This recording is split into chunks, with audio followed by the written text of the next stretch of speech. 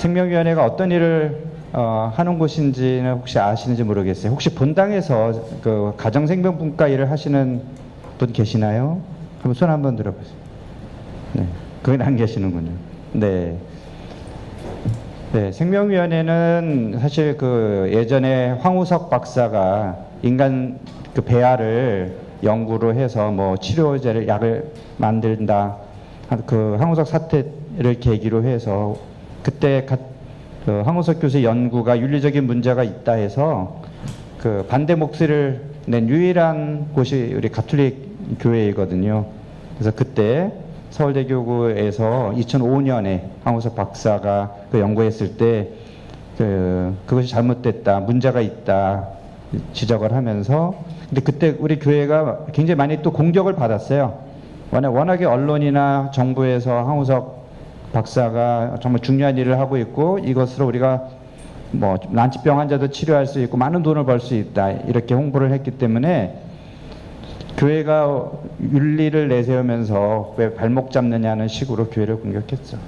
근데 그때 황우석 박사가 연구하는 것은 인위적으로 난자 정자를 수정시켜서 거기서 줄기세포 초기에 그 수정란이 이렇게 발달하면서 나오는 줄기세포를 뽑아서 그거를 치료제를 만든다고 하는 건데, 그것이 실질적으로 우리가 뭐 예를 들어서 뭐 신경이 망가졌다, 아니면 뭐 어디 근육이 손상됐다 했을 때 그 줄기세포를 그 주입을 하면 우리가 그 손상된 세포가 회복된다. 그게 이론인데 현실적으로는 그렇게 되리라는 보장도 없고 대개는 암세포로 이렇게 변하는 이제 그런 결과밖에 없는 상황인데, 마치 황우석 박사는 당장에 난치병 환자가 치료될 것처럼 이야기하면서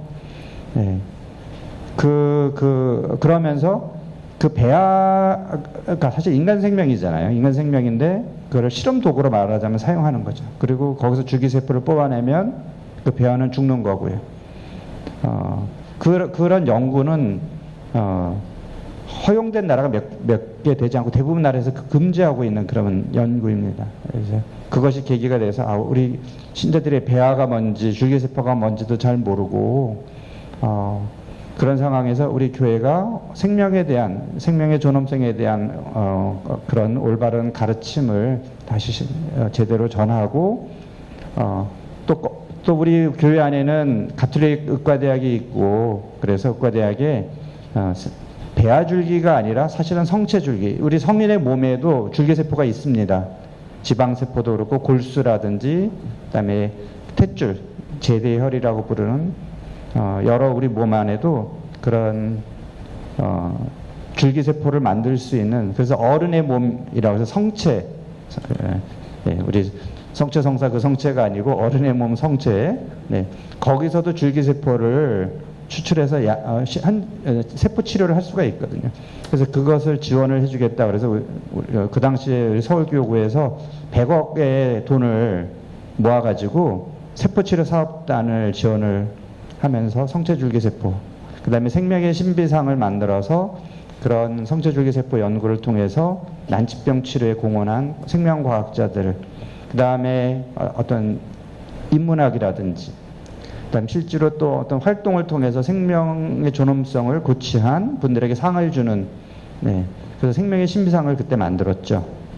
그래서 생명위원회라는 것이 시작이 돼서 여러 가지 교육, 홍보, 뭐 학술, 다양한 그런 활동을 이제 2005년부터 시작을 했습니다. 그래서 제가 이제 2006년에 2월 달에 제가 유학을 다녀와서 2004년에 귀국을 해서 목동성당, 양천구의 목동성당에서 제가 부주임으로 1년 반 그때 하고 있는데 생명위원회가 생기면서 제가 2006년 2월부터 생명위원회 사무국장을 하고 지금까지 한 건 아니에요. 제가 또 중간에 이제 10년 동안 신학교회 교수로 또 들어가서 있다가 이제 2020년 코로나 막 시작됐을 때 다시 제 후임의 후임으로 와서 생명위원회 일을 하고 있습니다.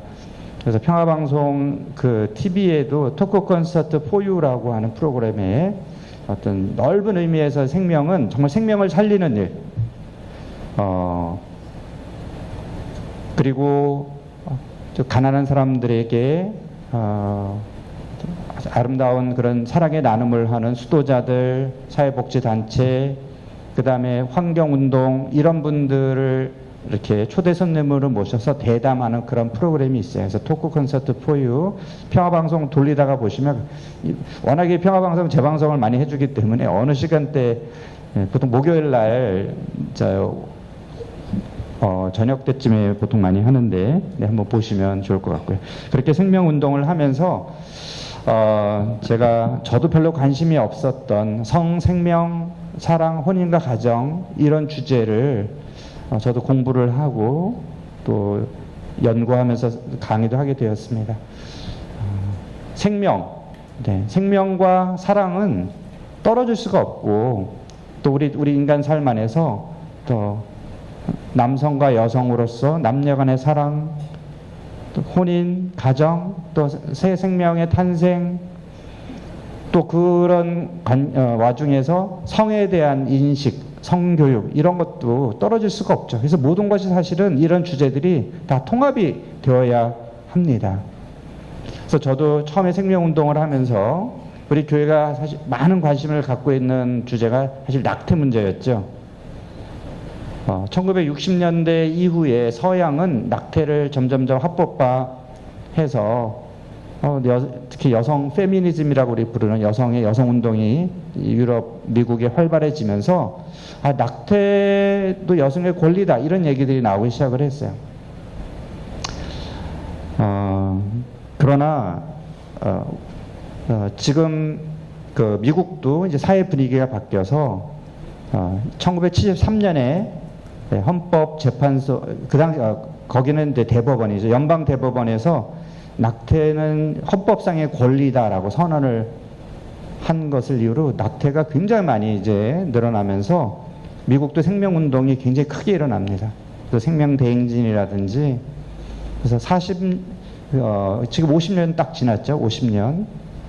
그런데 1980년, 90년대부터 조금 분위기가 바뀌면서 미국도 생명을 존중하는 그런 운동이 굉장히 확산돼서 프로라이프라고 보통 부르거든요. 프로라이프 활동가들이 많아지고 단체도 많아지고 낙태는 결코 허용해서는 안 된다. 인간의 생명은 하느님의 영역이다. 그리고 이미 뱃속에 있는 아이는 하느님께서 허락한 생명이에요. 그 임신 6주, 보통 임신 5주에서 6주 사이, 수정된 지 3주 정도만 되면 태아는 심장이 뜹니다. 근데 예전에 이제 낙태를 찬성하던 사람들은 되게 이제 페미니스트들이 남성과 사회에서 경쟁을 하려면 여성이 임신하고 출산하고 아이를 양육하는 것이 걸림돌이 되니까 그런 것부터 자유로워져야 된다. 그래야 남성과 똑같이 경쟁할 수 있다. 사실 이런 게 60년대, 70년대 미국의 그 낙태 찬성하는 프로 초이스라고 부르거든요. 선택. 내가 애를 낳고 안 낳고 내 선택의 문제다. 프로 초이스. 이제 그런 주장이 강했는데 그것이 그런 사회 분위기가 점점 확산이 되니까 이제 연방 대법원에서 그걸 합법화해 준 거예요. 그때 뭐라 그랬냐면 사생활의 권리다. 네. 근데 여러분 생각해 보세요. 과연 한 사람의 생명이 누구든지 다 처음에 수정란이 돼서 2주 동안을 배아라고 불러요. 배아. 그리고 2주 정도 되면 이제 척추가 형성이 되는 그 원시선이 생기고 이제 웬만한 기관이 이제 형성이 되기 시작합니다. 그래서 3주 차부터 자라기 시작하는 거예요. 그래서 3주 차부터 태아라고 불러요. 네. 그 생명은 언제부터 인간입니까? 수정된 순간부터 엄마와 아버지로부터 그 각각의 그 염색체를 받죠. 여러분들 생물학 시간에 학생 때 배웠던 기억이 있을 겁니다. 우리 46개의 인간은 염색체를 갖고 있는데 난자와 정자는 23개의 염색체만을 갖고 있습니다. 그리고 거기에 특히 그래서 그 아버지의 염색체 Y 염색체를 받으면 이제 아들이 되는 거고, X 염색체를 받으면 딸이 되는 거죠. 그럼 아버지로부터 어머니로부터 각각의 유전적인 특징이 다 다르잖아요. 그래서 딱 만나서 수정되는 순간 아버지 것도 아니고 어머니 것도 아닌 고유한 그 아이만의 유전 정보를 가진 고유한 염색체를 가진 새 생명이 그때 시작되는 거예요. 24시간 이내에 수정이 되면서 새로운 인간 생명이 시작돼요. 세포 분열이 막 시작되면서. 비록 눈에 보이지 않을 만큼 작지만 엄마 것도 아니고 아빠 것도 아닌 독립된 생명체가 시작이 되는 거예요. 그 이후로는 결정적으로 달라지는 것이 없어요. 자라나는 거죠. 그 처음부터 프로그램이 된 그 상태 안에서. 네. 갑자기 토끼였다가 사자였다가 어느 순간에 그것이 변해서 인간이 되는 그런 것이 아니고 처음부터 인간의 염색체를 가진 인간의 생명으로 시작되는 거예요. 그래서 어떤 질적인 급진적인 변화가 갑자기 일어나는 것이 아니라 그 생명체는 그것이 엄마가 의도하고 아빠가 의도해서 생기는 건 절대 아니에요. 하느님께서 허락하신 그 생명이 시작된 거죠. 우리 성서에는 이런 태아가 하느님의 뜻에 따라서 시작된 생명이라는 그런 이야기들이 많이 있습니다. 시편에도 보면 태중에서 하느님께서 나를 빚으셨다 이런 표현들이 있죠. 예레미야서도 그렇고. 그리고 우리 복음서에서도 예수님을 잉태한 마리아가 자기 사촌 언니 엘리사벳 이미 6개월 전에 그 세례자 요한을 임신했어요. 찾아갔을 때 세례자 그 요한의 엄마 엘리사벳이 그렇게 노래했죠. 성모님 내 영혼이 주님을 찬송하며 그 magnificat 태중에 있는 내 아들도 기뻐 뛰놀았다. 세례자 요한도 예수님을 만나서 기뻐서 뛰놀았다. 태아인 상태에서. 그런데 지금 낙태 찬성론자들은 언제든지 이 아이를 없앨 수 있다. 그건 엄마의 선택이다. 이렇게 이야기합니다. 그렇지 않죠. 왜 그런 생각을 하게 됐을까? 어른들의 이기심, 욕심 이게 가장 큰 거죠. 그리고 우리 기본적인 가치관, 생명에 대한 가치관이 제대로 갖춰져 있지 않기 때문입니다. 그래서 우리는 전후제 생명운동을 하면서 이 낙태뿐만 아니라 안락사 문제도 있고 그런 생명공학 그 배아 조작이라든지 다양한 생명 이슈들이 있습니다. 그래서 가장 중요한 것은 생명의 주인은 하느님이시다. 우리가 원해서 태어난 거 아닙니다. 그러나 하느님 사랑으로 우리가 태어났고 이 세상에 생명이 소명으로 주어졌기 때문에 내 생명도 소중하고 다른 사람의 생명도 소중하고 하느님을 믿는 사람들은 우리는 이 생명을 이 세상 안에서 부여받은 소명이 있고 내 생명도 소중하고 다른 이들의 생명도 소중하다. 그래서 이 수정된 순간부터 그러니까 하느님께서 우리를 불러주시는 그 순간까지 매 순간순간 그 어느 단계에도 소중하지 않은 생명이 없다. 근데 요한 바로 2세 교황님이 특히 생명에 대한 관심이 많으셨기 때문에 생명의 복음이라는 회칙도 쓰시고 여러 가지 그런 생명 문제를 이야기하셨는데 그 인간의 어느 단계에도 다 소중함에도 불구하고 오늘날의 이 세상은 효율성, 경제적 효율이란 표현을 많이 씁니다. 효율성. 그것을 기준으로 사람을 판단하고 있다. 평가하고 있다. 옳지 않다. 그러면 경제적 효율성이라고 말을 들으면 무엇이 떠오릅니까? 가장 이익을 많이 내는 것. 사람이 경제적으로 효율성이 가장 높은 사람은 어떤 사람입니까?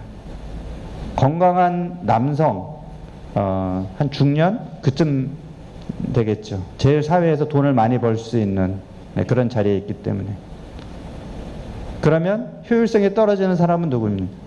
돈만 많이 쓰고 별로 벌지도 못하는 그런 사람.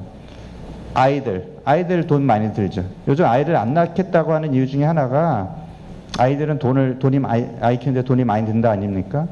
그 다음에 노인들, 또 병원에 자주 가야 하는 병원비를 많이 써야 되는 노인들, 효율성이 떨어진다.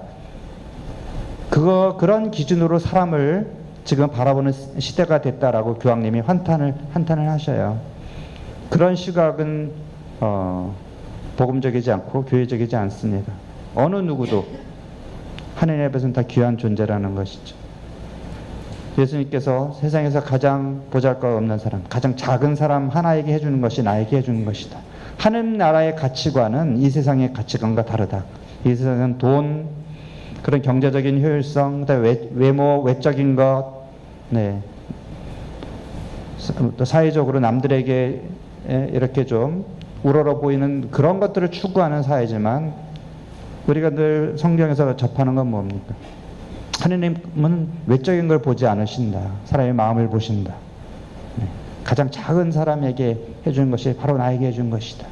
하늘나라에 들어가기 위해서는 헐벗은 사람에게 입을 것, 배고픈 사람에 먹을 것을 주라. 그래서 자신도 모르는 사이에 예수 그리스도를 대접하는 그런 사람이 나중에 최후의 심판 때 왼쪽, 오른쪽, 너는 양, 너는 염소 이렇게 갈릴 때 양이 이제 구원받는 무리잖아요. 넌 이쪽으로 가. 너는 이쪽으로 가. 주님, 언제 제가 주님을 모른 척 했습니까? 네가 가장 보잘것없는 사람한테 해주지 않은 게 나한테 해주지 않은 거야. 이게 복음의 기준 아닙니까? 물론 우리가 그렇게 살기는 쉽지는 않지만, 자, 그렇게 생명운동 하면서 가장 첫 번째는 우리 생명의 주인은 하느님이시고, 모든 생명은 다 소중하고, 하느님으로부터 우리는 이 생명을 부여받았고, 또 중요한 가르침이 있죠. 인간은 하느님의 모상이다. 하느님을 닮은 존재로 이 세상에 우리는 왔기 때문에 다른 어떤 피조물과 비교할 수 없는 그런 존귀함을 지니고 있습니다. 하느님을 닮았다고 하는 그 구체적인 특징이 무엇입니까? 뭐 여러 가지를 얘기할 수 있지만 일단 우리는 생각할 수 있는 능력을 갖고 있어요. 물론 지능이 높은 동물도 있어요. 지능이 높은 동물들이 어떤 동물들이 있죠? 고래, 뭐 침팬지, 뭐 이제 그런 이제 생물들이 꽤 지능이 있대요. 그런데 그런 동물의 그러니까 단순히 그런 지능만을 갖고 있는 건 아니죠. 인간이 갖고 있는 지성이라고 얘기하는 것의 특징 중에 하나는 우리는 진선미를 추구할 수 있는 존재다. 참된 것, 아름다운 것, 선한 것, 그걸 추구할 수 있는 능력이 있다라는 거예요. 하느님을 닮은 특성 중에 하나가 그런 지성. 더 중요한 거는 지성과 함께 반드시 우리가 이야기하는 자유의지. 그거는 하느님이 우리에게 주신 선물이에요. 우리가 스스로 선택할 수 있는 능력이 있어요. 물론 그 자유는 절대적인 자유는 아니에요. 우리는 피조물이고 피조물이라는 것 자체가 어떤 한계가 있다는 뜻이에요. 그러나 어쨌든 내가 내 운명을 또 내가 옳다고 생각하는 것, 참되다고 생각하는 것, 또 진실되고 선한 것을 선택할 수 있는 그런 능력. 그래서 우리도 하느님을 강요해서 우리가 하나님을 믿을 수는 없어요. 또 누구를 사랑한다는 것도 강요해서 되는 게 아니거든요. 자유가 있어야만 사랑할 수도 있고 믿을 수 있는 거예요. 안 그러면 로봇처럼 프로그램 돼가지고 자동으로 이렇게 되는 거 아니거든요. 그래서 인간이 갖고 있는 지성과 이런 자유의지, 그리고 이 자유는 반드시 어떤 선이나 진리와 연결되어 있을 때 의미가 있는 거지, 내 마음대로 하는 게 자유는 아니에요. 그건 방종이죠. 자, 그런 능력, 그 다음에 인간이 가진 또 하느님을 닮은 특성 중에 하나는 하느님은 삼위일체죠. 우리 배웠어요. 삼위일체. 신적인 그런 존재인 하느님이 그냥 저 위에서 혼자서 외롭게 이렇게 내려다 보면서 뭔가 이렇게 뭐 우리를 그런 영화도 있지만 신이 이렇게 사람들 이렇게 조종하면서 이렇게 장난치는 그렇게 하느님을 생각하는 사람도 있어요. 그런 분일까? 그렇지 않죠. 그리고 하느님은 사랑이시다라고 우리가 고백을 하는데 우리가 하느님을 닮은 존재라면 우리도 사랑할 수 있는 능력을 갖고 태어난 거고 사랑이라고 하는 것은 상대가 있는 거거든요. 하느님 안에 신적 존재의 본질 안에 그런 사랑할 수 있는 그런 구조적으로 하느님은 다른 인격을 우리가 다른 사람을 사랑하듯이 하느님 안에서도 서로 사랑할 수 있는 그런 상대가 있다라는 거예요. 삼일체. 처음에 창조주 하느님을 경험했는데 나중에 사람들이 하느님의 아드님 예수님을 만나게 됐어요. 저분은 사람인가 신인가?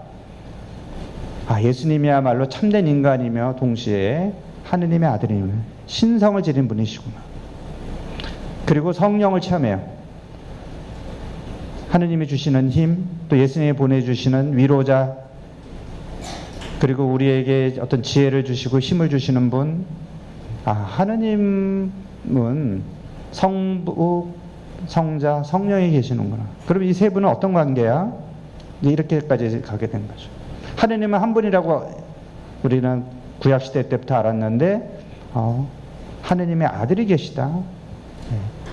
그리고 하느님과 성부 아버님과 아들이 주시는 성령, 이 성령은 그냥 단순히 어떤 힘인가 능력인가 아니면 인격적인 존재인가.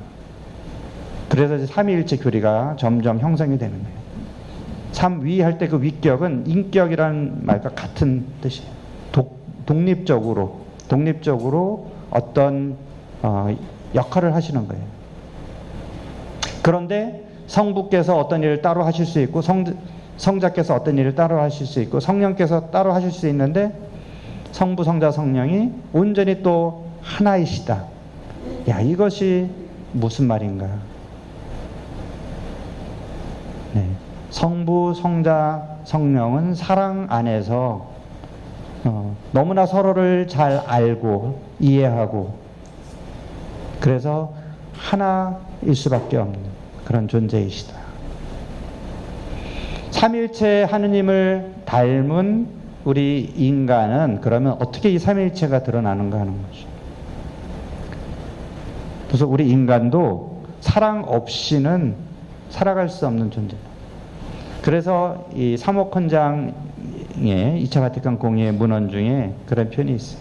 인간은 자기를 온전히 아낌없이 내어줄 때에만 다른 사람에게 자기가 누구인지 발견할 수 있다.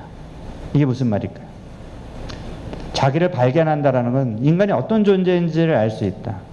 더 나아가서 자기를 발견해야만 한 사람으로서 내가 나 자신을 충만하게 살아갈 수 있다라는 거예요. 내가 누군지도 모르고 충만하게 살아갈 수는 없어요. 내가 누군가를 위해서 자기를 내어주는 거예요. 이게 사랑이라는 거죠. 사랑의 가장 핵심적인 개념은 나를 누구한테 주는 거예요. 내어주는 거예요. 사랑해야만, 사랑할 때에만 내가 누구인지, 어떤 존재인지, 그리고 내가 왜 살아가는지, 무엇을 해야 되는지 사실 알 수 있다는 거예요. 그리고 요즘은 자기 실현이라는 그런 표현을 많이 쓰죠. 자기 실현. 자기 완성, 자기 실현. 내가 한 사람으로서 태어나서 불완전한 상태에서, 아직 완성되지 않은 상태에서 우리는 살아가요. 근데 많은 교육을 받고 또 다른 사람으로부터 우리가 사랑받으면서 우리가 점점 성장하게 되는 것이죠. 그래서 우리는 죽을 때까지 성장을 해야 됩니다. 몸뿐만 아니라 우리의 마음, 우리 영혼도 성장해야 되는 존재입니다. 자, 그래서 우리는 삼일체 하느님, 신적 속성 안에 자기를 온전히 내어주는, 서로 주고받는 그런 사랑이 하느님 안에 이미 있어요. 우리 정확하게 모르지만 어떤 신적인 실제이기 때문에. 그러니까 우리도 그렇게 사랑하지 않으면 우리는 우리의 존재를 인간으로서 제대로 살아가기 어렵다. 내가 누군지도 알 수도 없다. 자, 그래서 하느님을 닮은 우리 인간은 사랑의 능력도 있고 사랑해야만 기쁘게 충만하게 살아갈 수 있다는 것이죠. 이런 그런 사랑의 능력, 친교의 능력, 이것이 우리가 하느님의 모상이고, 자, 그렇다면 도대체 우리는 어떤 식으로 사랑을 해야 될 건가? 우리 특히나 요한벌에서 교황님이 이제 몸 신학이라는 거를 이제 말씀을 하셨는데, 신학, 하느님에 대한 연구잖아요. 근데 우리의 몸을 중심으로 하느님을 이해하는 게 몸 신학이에요. 인간은 다 몸을 지니고 있죠. 근데 과거에는 또 오랜 철학의 전통 안에는 몸과 정신을 이렇게 이혼론이라고 그러죠. 분리시켜서 정신 쪽은 우월하고 몸은 열등한 것으로 보는 그런 시각도 있었어요. 그러나 우리 교회 전통은, 또 성경의 전통은 우리의 몸과 정신 또는 우리의 영혼은 분리될 수 없는 것이다. 구분해서 이야기할 수는 있지만 인간은 몸과 정신, 영혼이 통합된 그런 존재라고 얘기하죠. 그러면은 우리는 사랑할 때 우리의 몸과 정신, 영혼이 다 통합돼서 그 사랑을 드러내야 되는 거예요. 그래서 우리의 몸을 결코 폄하하거나 무시하거나 정신보다 열등하다고 생각해서는 안 돼. 그래서 우리의 몸으로 드러내는 모든 행동, 말, 표현 굉장히 중요한 거예요. 우리의 정신, 우리의 영혼, 우리의 인격이 드러나는 자리가 바로 우리의 몸인 것이다. 요한벌에서 교황님이 몸의 신학에서 그런 얘기를 해요. 그래서 우리가 몸을 이야기할 때 남자의 몸과 여자의 몸이 다르잖아요. 그래서 남성, 여성이 중요한 거예요. 하느님께서 인간을 창조하실 때 우리의 모습을 닮은 존재를 만들자. 그래서 하느님께서 인간을 남자와 여자로 만드셨다. 남자와 여자, 이 성이 하느님 안에 다 있어요. 우리가 하느님 아버지라고 남성적으로 표현하지만 성경에 보면 하느님을 여성으로 표현하는 그런 것도 있어요. 암탉이 자기 병아리를 이렇게 품에 안듯이 하느님께서 너희를 품에 안으신다. 엄마가 젖먹이를 어떻게 잊을 수가 있겠는가 하면서 하느님께서 너희를 잊지 않으신다. 눈에 넣어도 아깝지 않은 그 사랑하는 그런 자식이다. 이런 식으로 하느님, 당연히 우리는 하느님을 닮은 존재이고 모든 생명체는 다 하느님께서 만드셨기 때문에 어떤 그런 성적인 특성, 물론 하느님은 어떤 특별한 성은 아니지만 그런 것도 다 포괄하는 그런 존재인 거죠. 그 남성과 여성으로 하느님이 사람을 만드신 그 뜻이 분명히 있겠죠. 그래서 우리의 몸은 하느님을 닮은 존재의 특성 중에 하나는 우리의 몸은 일단 자녀로서 이 세상에 오죠. 우리는 누구나 다 부모가 있어요. 부모의 사랑 안에서 우리는 이 세상에 왔고 하느님께서 당연히 또 우리에게 생명을 주셨고, 그런데 우리는 우리 자녀로서 끝나는 게 아니죠. 남자의 몸과 여자의 몸이라고 하는 것은 우리 안에는 생식력이 있고 우리는 또 부모가 될 수 있는 그런 능력을 갖고 있어요. 그래서 부모가 된다라는 거. 하느님은 우리의 아버지시다 또는 어머니시다. 우리도 그런 부모가 되도록, 그리고 부모가 돼서 또 새로운 생명을 우리가 이렇게 이어가도록 그렇게 불림받았다. 여러분 그런 생각, 당연히 이제 뭐 남들이 어느 정도 성인이 되면 시집장가 가서 애 낳고 이렇게 사는 거지 라고 그렇게 생각하셨는데 사실 그것이 하느님의 계획 안에 있는 거예요. 우리를 인격적인 존재로 남자와 여자로 만드신 하느님의 계획이 다 있으시다. 그래서 사실 우리는 누구나 혼인을 해서, 혼인한다라고 하면 이제 부부가 되고 온전히 한 남성에게, 한 여성에게, 배우자에게 자신의 삶을 온전히 내어주는 그런 사랑을 체험하도록, 그런 사랑의 삶을 살도록 우리는 다시 불림받은 거예요. 우리 몸 자체가 남자와 여자로 되어 있다라는 것은 우리의 몸을 선물로 내어줄 수 있는, 남자는 여자에게, 여자는 남자에게 자신의 몸을 선물로, 그 선물로 내어준다는 그 단어 안에는 선물이라는 것은 조건 없이 주는 거예요. 그 사람을 위해서. 조건을 따지면 그 뇌물이 되는 거죠. 선물이 아니고. 선물로 내어주는데 그 사람 자체를 위해서 주는 거예요. 내가 갖고 있는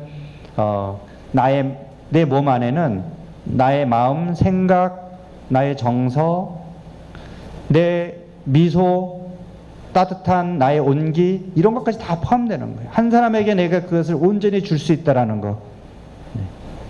그거는 인격적인 존재만이 할 수 있는 거예요. 동물도 교미를 하고 생식을 하지만 인간의 어떤 사랑은 인격적인 사랑이에요. 인간의 지성과 자유와 그런 걸 다 담은 내 몸을 누군가에게 평생을 함께 하겠다며 약속하면서 내어주는 것이 혼인이고 그것이 부부사랑이죠.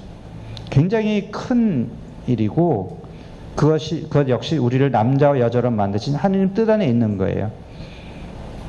그래서 우리 그 마태복음에도 예수님께서 처음부터 하느님께서 사람을 남자와 여자로 만드시고 둘이 한 몸이 되도록, 남자는 이제 부모를 떠나 자기 아내와 합하여 한 몸을 이룬다. 그리고 하느님께서 맺은 것을 사람이 풀지 못한다.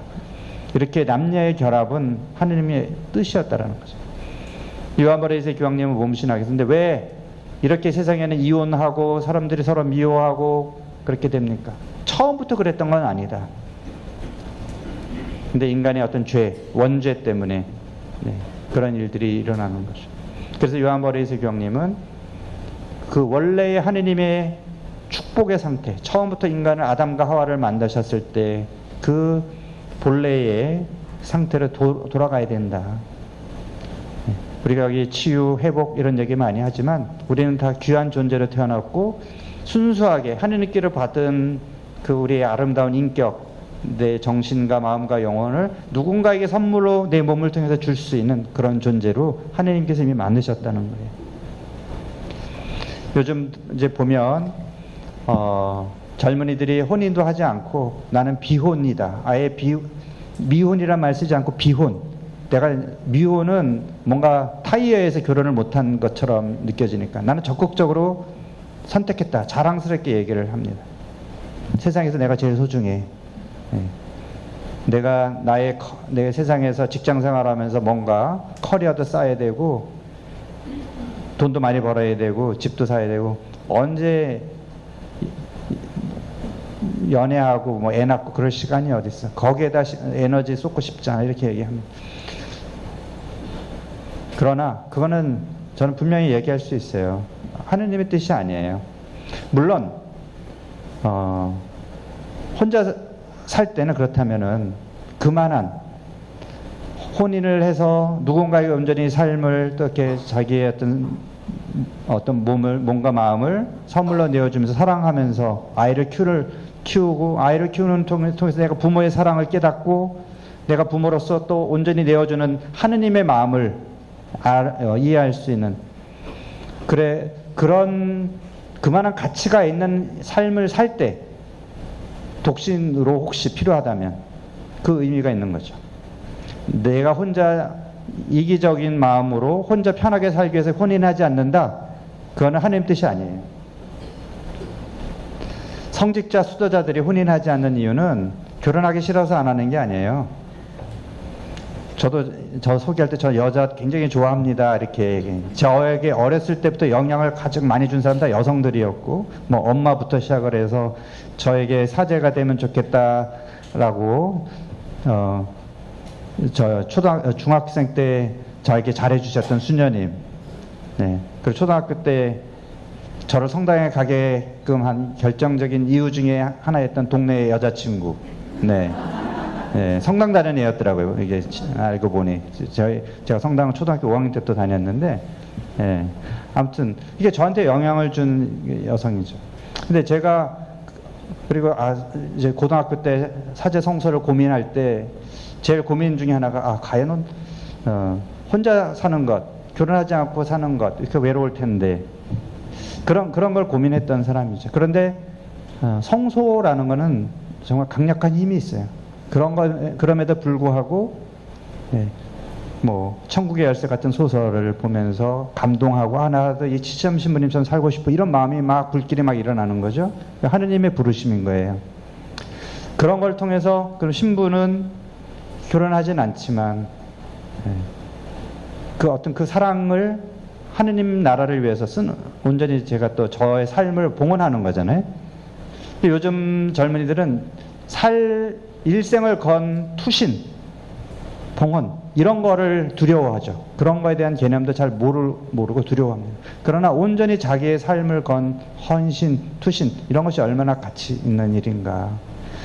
여러분들이 여기 대부분 이제 어머님들인데, 네, 한 결혼을 해서 아내로서 또 부모로서 자녀를 키우는 일이 얼마나 위대한 일인가. 자기를 희생하고, 희생하는 게 꼭 부정적인 것만은 아니에요. 그렇죠? 우리가 no pain, no gain, 영어로 수고하지 않고 노력하지 않고 힘들지 않고 얻어지는 것이 없다라는 말이거든요. 돌이켜보면 힘든 세월을 살았지만 한 인간을 정말 그 나약한 그 아기를 이 사회의 한 구성원으로서, 온전한 인간으로서 사랑을 쏟고 입히고 먹히고 가르치고 하는 그 일이 얼마나 위대한 일입니까? 근데 그런 거 없고 그냥 나 혼자 내 경력 쌓고 돈 벌고 나중에 50, 60 됐을 때 남들은 다 자녀들의 또 살아가는 모습, 또 손주 손자 보면서 행복하고, 그거는 여러분들이 다 느낄 거예요. 아무리 내가 돈이 많아도 자손이 없고, 그리고 나중에 그래요. 나중에 뭐 마음에 맞는 사람 만나서 그냥 같이 살면 되지. 그게 수많은 그 세월을, 수십 년 세월을 그렇게 힘든 일을 같이 겪어내고 복닥거리면서 살면서 형성된 그 가족 간의 유대와 사랑, 거기에 견줄 수 있을까요? 내가 50, 60 돼서 그냥 적당히 누구 그냥 마음에 들어서 만나서 사는 거하고, 힘들지만 그래도 같이 혼인하고 또 아이들, 전 특히나 자녀들이 50, 60대에서 혼인하지 않고 자녀가 없는 사람은 굉장히 외롭게 사는 걸 많이 봤거든요. 아무리 돈이 많은 뭐예요. 그리고 저희 부모님들 아직 이제 89세, 86세 이렇게 되지만 두 분이 계속 작은 일 갖고도 가족 모임하면 티격태격 하시지만 얼마나 서로 의지하면서 사시는지 몰라요. 그리고 이제 저희 어머니가 조금 이제 몸이 안 좋아지시는데, 그렇게 아버지가 어머니를 속상하게 한 일도 많았지만 지금은 이제 거꾸로 돼서 저희 아버지가 엄마를 지극정성으로 또 이렇게 돌보고 엄마한테 좋은 약이라든지 영양제 이런 거 구해주시면서, 또 어머니가 못하는 부분 저희 아버지가 잘 이렇게 챙겨서 해주시고 하더라고요. 남편 때문에 속상하시는 여러분 조금 더 기다려 보세요. 이제 역전이 돼서 이제 남자들이, 네, 부인 눈치 보고 부인한테 굉장히 잘합니다. 네, 그래서 저도 어렸을 때 아버지가 굉장히 엄했기 때문에 아버지에 대한 그런 기억도 이제 부정적인 기억이 남았는데, 아버지가 이제 60이 넘으시면서부터 조금 이제 달라지기 시작했고, 저희 아버지가 일찍 돌아가셨으면 아버지의 어떤 부정적인 면만을 제가 기억을 하면서 살았을 텐데, 이제 아버지가 80 넘으셨을 때 처음으로 저희 3남매가 있는데 3남매 때 사과하셨어요. 어렸을 때 너희한테 이렇게 심하게 됐는데 잘 커져서 고맙다고. 네, 너무 늦게 철이 드셨는데 여러분들 희망을 좀 가지시고 조금만 참으시면, 네. 근데 혼자 사시는 분들 너무 외로워요. 너무 외롭고, 네. 그래서는 젊은이들이, 특히나 이제 요즘 여성들이 교육도 많이 받고 능력이 있으니까 직장 생활도 하고 결혼하지 않으려고 그러는데, 아니에요. 그냥 몸 편하고 돈 많은 게 행복이 아니에요. 정말 힘들더라도 그렇게 서로 정을 주고받고 가족을 형성하는 것이 정말 중요하다. 평생의 공동체. 예. 그렇게 특히 부부관계도 그래요. 여러분들이, 제가 사실 오늘 부부관계에 대한 얘기를 좀 많이 하고 싶었는데 다른 얘기를 좀 많이 했는데, 가정의 위기는 부부의 위기다. 저는. 예. 그리고 우리가 어떻게 해야 좋은 남편이 될지, 좋은 아내가 되는지 사실 교육받고 살아온 게 아니에요. 그냥 힘들게 먹고 살기 위해서 그냥 살아다 보니까 어떻게 말을 해야 되고 어떻게 사랑을 해야 될지도 모르면서 살아온 것이죠. 근데 지금이라도 듣지 않았어요. 우리 요즘 100세 시대 얘기하고 있고 노년의 삶에도 부부가 굉장히 중요합니다. 서로 사랑하는데 어떻게 사랑을 표현해야 될지도 모르는 그런 경우가 많잖아요.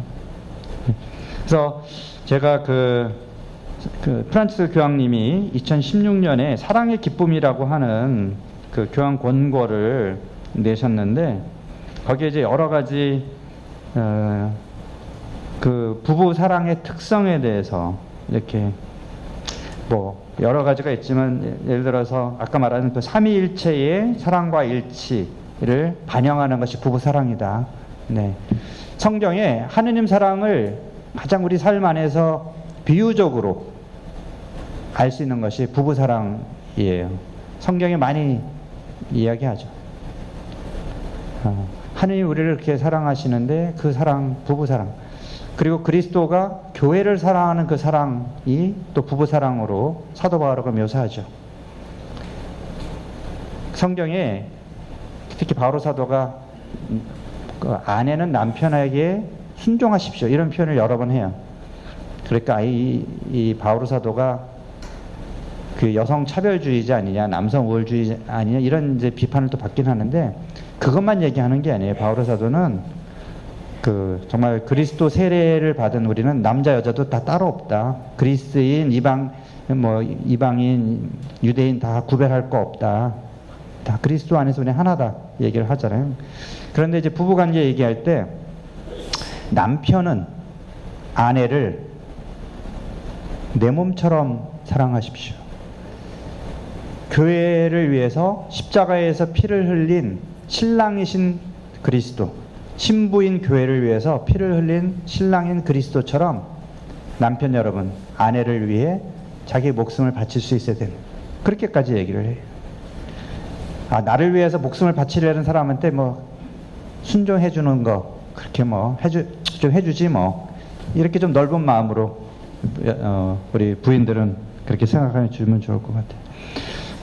그리고 부부는 정말 평생, 정말 부부관계가 처음에는 좀 힘들 수도 있죠. 서로 닮은 삶의 과정을 살아왔기 때문에. 그러나 그 좋은 우정의 모든 특징을 갖고 있다. 부부 사랑은.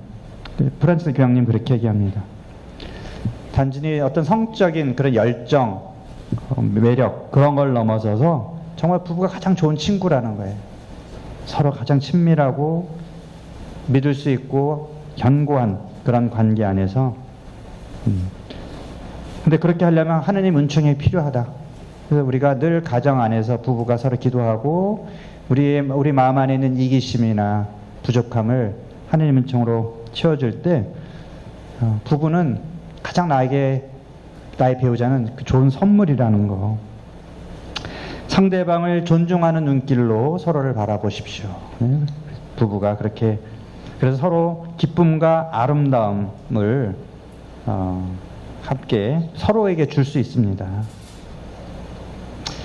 그런데 이런 부부의 사랑은 단지 상대방이 외적으로 매력 있을 때만 주는 것이 아니죠. 처음에 젊었을 때야 외적인 매력에 끌리게 되지만, 이제 부부는 살아가면서 상대방이 나이가 들었던 외적인 매력이 없어져도 이제는 있는 그대로 그를 바라보면서 그 자신을 사랑할 수 있는, 그만큼 성숙해지는 거예요.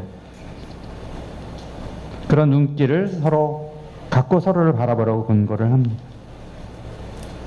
그리고 당연히 혼인 서약 안에는 내가 좋을 때만 사랑하는 것이 아니에요. 서약은 당신이 내 배우자이기 때문에 사랑하는 거죠. 사랑한다라고 하는 것의 핵심은 아까 내어주는 것, 상대방의 선을 위해서, 상대방이 잘 되기를 바라는 마음으로 자신의 것을 주는 것이 사랑이거든요. 그런 마음으로 내가 좋아도 싫어도 남편이 속썩여도 밥은 해주고, 네, 해줄 수 있는 거, 그 어떤 부부의 그런 약속을 지켜 나가야 된다는 것이고. 그러면 사랑은 말과 행동으로 표현하는 거예요. 네. 여러분, 사랑의 5가지 언어라고 하는 이야기 들어보셨어요? 그 미국의 예리 체프만이라고 하는 부부 상담을 오래 한 상담가가 지금 한 40년, 50년 살아계신지 모르겠네. 제가 아주 오래전에 봤는데, 부부 상담을 하면서 결론을 내린 게 그거예요. 부부 간의 갈등이 왜 일어날까? 근데 부부가 사랑한다고 해서 결혼했잖아요? 근데 사랑을 표현하는 방식이 서로 다른 거예요. 그래서 사랑도 하나의 언어다라고 하면 서로 알아듣는 말로 해야지. 아니, 미국 사람한테 영어로 해야 알아듣는데 뭐 한국말로 일본말로 막 얘기를 한다 그러면 못 알아듣잖아요. 난 사랑한다라고 얘기했는데 그 상대방이 못 알아듣는 거거든요. 그러니까 부부간에도 그렇다는 거예요. 그게 크게 5가지다. 첫 번째가 인정하는 말, 긍정적인 말. 사랑해, 당신 멋있어, 당신 훌륭해, 당신밖에 없어. 이러면서 서로 이제 내가 사랑받고 있다고 느낄 수 있는 그런 말을 해주는 거거든요. 진심으로. 근데 그런 말에 좀 야박한 분 많이 계시죠. 특히 남자들은 그런 말에 민감하대요. 밖에 나가서 열심히 가족들을 위해서 일을 하고 늦게 들어왔는데 왜 맨날 늦게 들어오냐고 잔소리하면 그 부인이 사랑할 마음이 없는 건 아닌데 남자들은 내가 사랑받지 못한다고 느낀다는 거야. 당신 수고했어. 당신 이렇게 열심히 밖에서 일을 해서 우리 가족들이 잘 사는 거야. 마음을 담아서 이렇게 얘기해 주면 남편은 고마워하고 내가 사랑받는다고 느끼겠죠. 그 다음에 함께하는 시간. 그냥 단순히 같이 있는 것이 아니라 서로에게 주목하면서 같이 있어주는 거. 특히 여성들이 이런 걸 좋아한다는데 남자들은 이제 그런 거를 잘 모르는 경우가 있어요. 그러니까 그런 거를 직접 요구를, 난 당신과 함께 시간을 보내, 같이 나가서 외식하고 싶어, 어디 같이 음악회라도 가고 싶어, 이런 요구를 하세요. 네. 근데 그런 이야기를 표현은 안 하고 또 막 이제 잔소리를 하면 그 인정하는 말을 거꾸로 되는 거잖아요. 그러니까 그 다음에 3번째가 선물. 선물을 또 굉장히 중요시하는 사람이 있대요. 자기의 마음과 정성을 담은 선물. 자기 배우자가 사랑의 언어가 선물이면 중요한 이벤트, 중요한 날에 그런 선물을 해주면 굉장히 좋아요. 그러면 그 배우자가 사랑받는다고 느끼는 거죠. 그 다음에 이제 4번째, 봉사. 잘해주는 거. 청소, 빨래, 설거지, 또 힘쓰는 거 남자들이 잘하니까 자기 부인한테 점수 딸 수 있는 것이 이런 봉사를 통해서 할 수 있겠죠. 저희 아버지가 이건 잘하셔요. 저희 아버지가 기계 만지는 걸 좋아하시기 때문에 세탁기 돌리는 게 빨래하는 게 아니에요. 아버지는 세탁기라는 기계를 갖고 노시는. 이제 밥솥도 저희 아버지가 직접 고르시고 기계 전자제품 만지는 걸 좋아하시기 때문에. 그 다음에 이제 마지막에 스킨십. 근데 어떤 사람들은 젊었을 때 되게 뭐 스킨십을 다 좋아하긴 하지만 어떤 사람은 스킨십에 특별히 관심 없는 사람이 있대요. 근데 그런 것도 부부가 대화를 해봐야 아는 거잖아요. 한번 여러분 집에 와서 물어보세요. 당신의 사랑의 언어가 뭔지. 인터넷 한번 치시면 사랑의 언어 5가지 하면 그게 나와요. 그러면 나는 그 인정하는 말, 긍정적인 말 들을 때 나는 사랑받는다고 느껴. 그러면 뭐 돈도 드는 것도 아닌데 그런 말 많이 해주세요. 사랑하는 것만으로 사실 충분하지 않아요. 상대방의 사랑받는다고 느껴야 돼요. 그것이 부부간의 정서적인 만족을 줄 수 있다. 우리가 이제 뭐 나이 들면 뭐 가족끼리 무슨 스킨십이야 뭐 이런 식의 얘기를 많이 하는데 그렇지 않고 자동차가 움직이려면 가솔린, 휘발유가 필요하잖아요. 부부간의 관계도 그런 사랑의 언어가 가솔린의 역할을 한다. 암만 차가 튼튼해도 그런 연료가 없으면 연료를 태워서 에너지를 넣어줘야 차가 굴러가듯이 부부간의 관계는 그렇다. 그 사랑의 5가지 언어를 쓴 게리 체프만이라는 사람이 이제 결론적으로 그런 얘기를 하거든요. 그런 사랑의 표현을 서로 잘 해줘야 된다. 자, 뭐 여러 가지 그런 것도 있지만 정말 하느님이 주신 선물이다. 배우자는. 여러분들이 이 가정성교에 와서 그동안에 많이 강의도 들으시고 여러 가지 뭐 치유라든지 그런 프로그램을 통해서 많이 배우셨을 거예요. 배운 거를 실천하시면서 정말 우리가 사랑을 통해서만 우리는 성장할 수 있고, 우리 다 생명체의 특성이 그렇잖아요. 생명은 자라나고 어느 시기에 되면 꽃이 피고 어느 시기에 되면 열매를 맺어요. 그리고 이제 다시 시들고 다음 세대로 넘어가는 거죠. 여러분들 한 사람 한 사람에게 지금이 사람마다 근데 꽃이 피는 시기가 달라요. 열매를 맺는 시기도 조금씩 다르죠. 여러분 안에 있는 그 좋은 것들, 하느님이 주신 선물들을 잘 가꾸고 열매 맺고 꽃 피고 열매 맺고 그래서 어떤 충만하고 기쁜 그런 삶을 살아가시길 바랍니다.